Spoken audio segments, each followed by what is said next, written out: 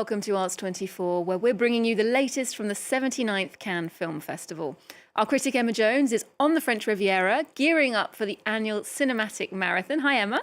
Now, the festival's officially started. It's time to start weighing up the 22 films in competition for the Palme d'Or. What do you think the most hotly anticipated features are this year? Well, you know, much has been made of the fact that Cannes had no Hollywood studios present this year, but I'm not sure that really matters when some of the greatest living filmmakers on the planet are going to be presenting their films here in competition this year.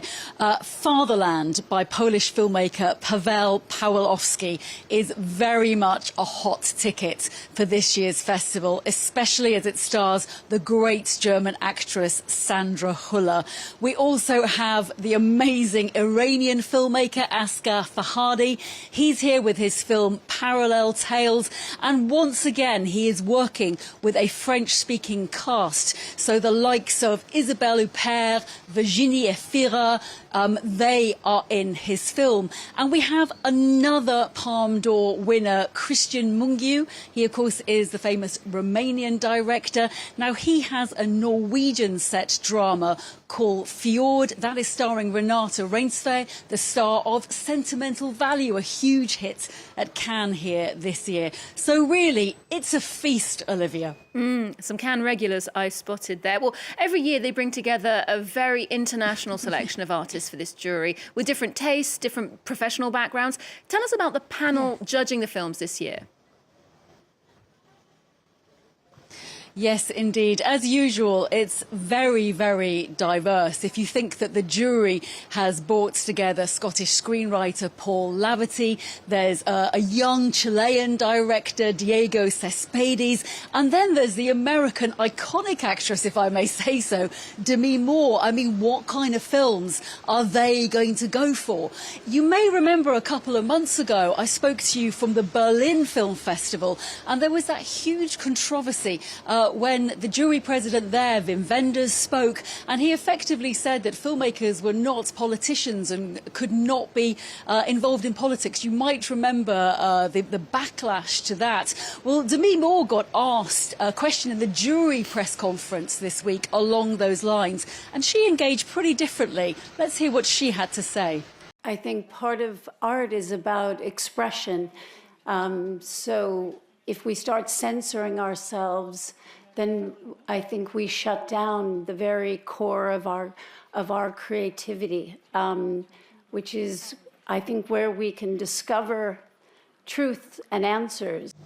Well, of course, what we can say is that the ultimate decision for the Palme d'Or winner in competition lies with the jury president, I guess, and that is a person of enormous power. This year, it is the incredible Korean director, Park Chan-wook. And I shouldn't really make any predictions, but I will make a little prediction. I think that when you've got somebody like him and maybe Paul Laverty, who worked with Ken Loach for so many years, I think that they will definitely be interested in films that have something to say about today socially. And as you say, Park Chan-wook will be stewarding that jury over the next 11 days. The South Korean director has been a regular at Cannes since he started in the business, making a name for himself with genre-blending cinema, which manages to be both narrative, stylistic and moral. Luc Schrago and Nina Masson take a look back at his career. A first for the Cannes Film Festival, a Korean presiding over the jury for one of the world's most glamorous events.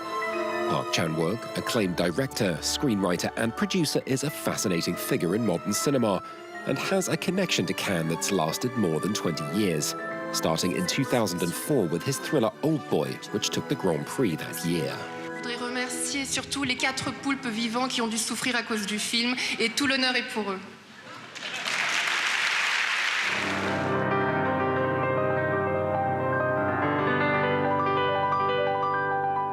Next came Thirst and The Handmaiden. Nearly every film presented at Cannes has taken home a prize.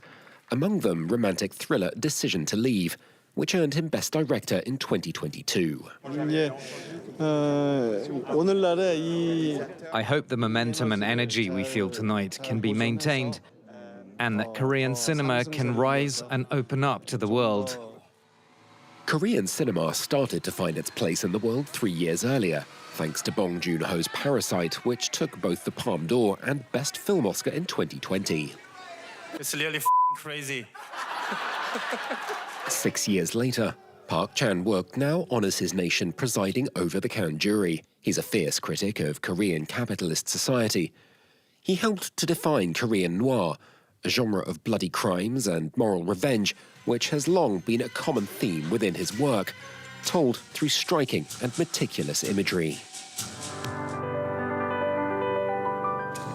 Park Chan-wook's latest work, No Other Choice, is another tale of social violence, the story of an unemployed man ready to kill to find a job. From cinema to TV shows and K-pop, Korean culture has earned global recognition, all the way to one of its own being given the final say at one of the most important cinema events of the year.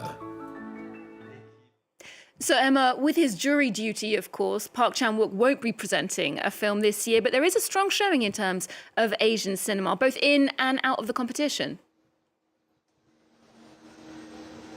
There really is. I'm very excited about that. And in fact, the ticket I might most want for this year's competition is a film called Hope by another Korean director. That's Na Hong-jin. Now, he hasn't shown at Cannes, I think, since 2011, but he had a cracking horror film in 2016 called The Wailing. Hope promises to be a sci-fi.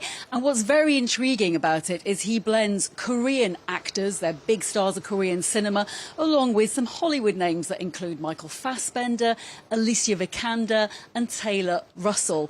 Then there's Palme d'Or winner with Shoplifters, Correader. I mean, wow, Correader, what a fantastic filmmaker he is. And he's with a film this year called Sheep in the Box, which promises to have a very topical AI film.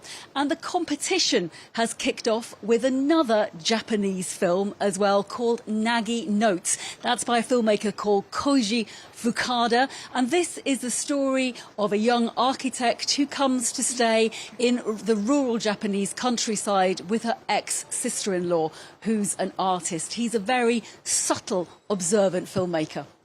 And so that's the first film up in the competition for the Palme d'Or. But the second one is a more local product. That's a French feature, La Vie d'une Femme, or A Woman's Life. What can we expect there?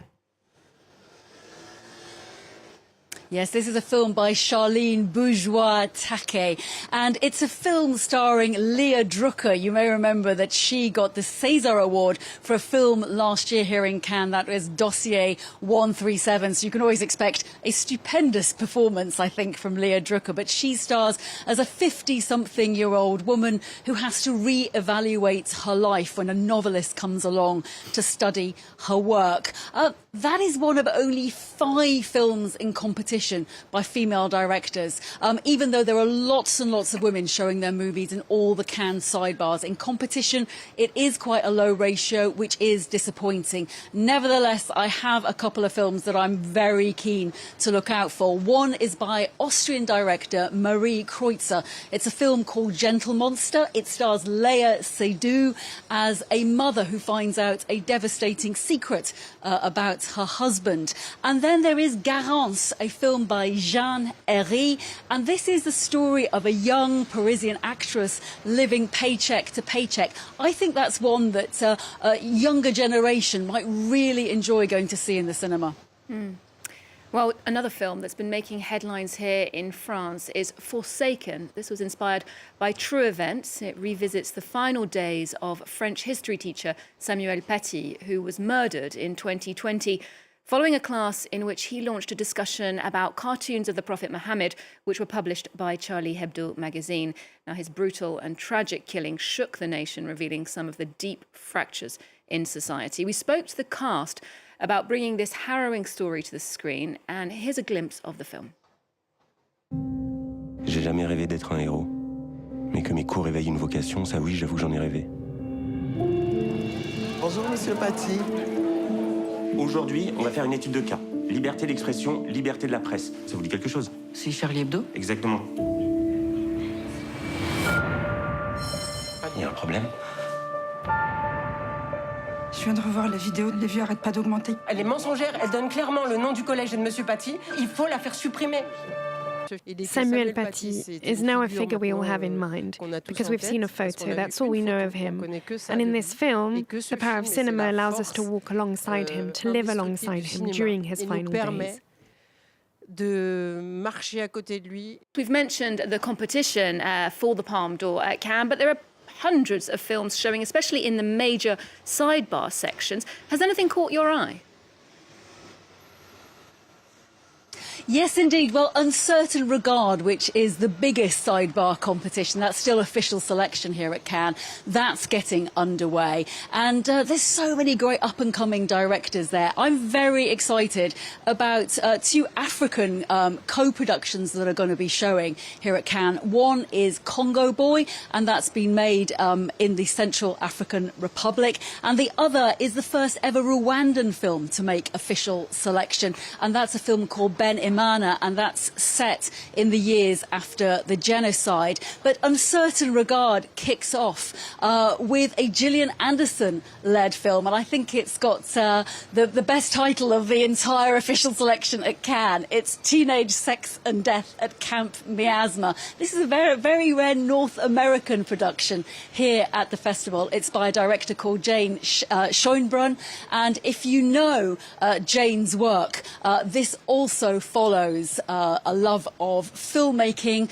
old TV shows and cult films. We've been discussing some of the heavyweight films, but there are also blockbusters, crowd pleasers at the festival. Have you got anything on your radar, Emma? Well, there's definitely one. How does The Fast and the Furious sound to you? I mean, this is an iconic billion-dollar franchise, and a restoration print is coming to Cannes for a midnight screening. Expect traffic-stopping cars, I would have thought, and a lot of fun on the red carpet. A real Cannes buzz for that. Okay, well, blast from the past indeed. Thank you so much for that roundup, Emma. Enjoy the screenings in Cannes. We'll leave you with that heady mix of speed, stunts and high stakes. Here's a reminder of the original Fast and the Furious movie from 2001. Do join us next time here on Arts 24 for more coverage from Cannes every day until the end of the festival.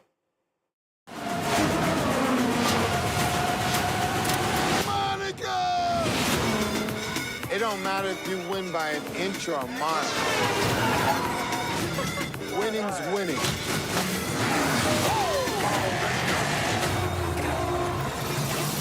What are you smiling about? Dude, I almost had you.